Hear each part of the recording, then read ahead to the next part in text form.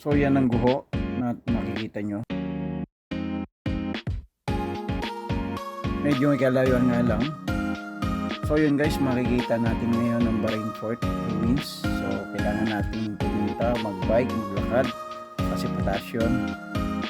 So tara na at panoorin.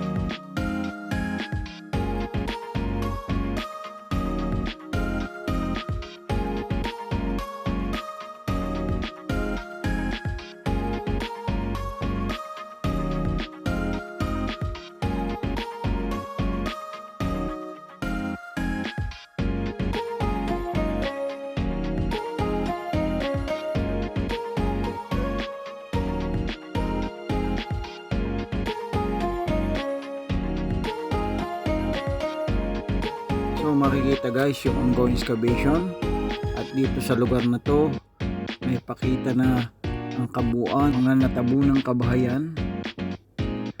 So yan, dala na rin ang bugso ng ulan ng daang araw. So muli natabunan uli ito at ngayon hinuhukay muli para makita ang kabuuan ng mga guho.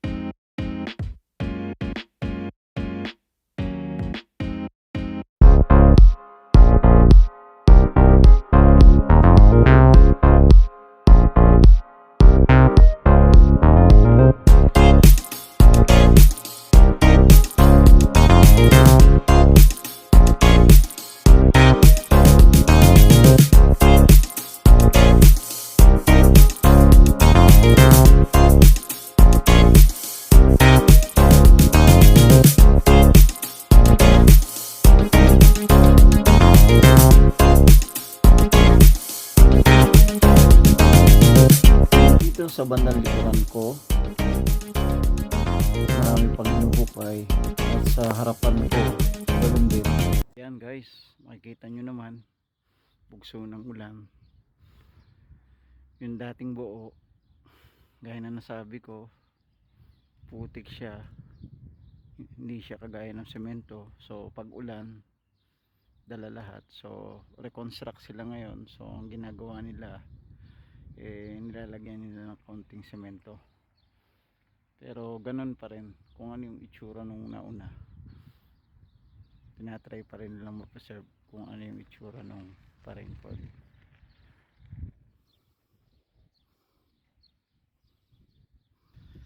So yun guys, nandito na tayo sa bandang likuran niya kung saan mas malalim yung hukay, which is nagpapakita nung talagang totoong laki ang Baringfort.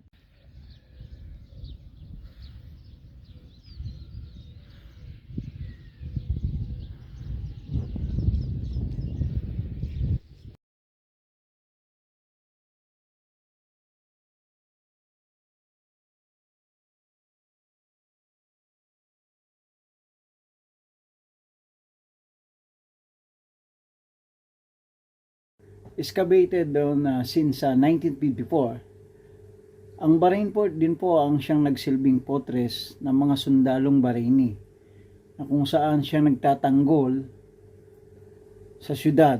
Marami pa akong pakikita na magagandang lugar, mga ruins na dito rin lang sa Bahrain. Lang sa Ako'y Gala Travel Vlog. Maraming salamat. God bless.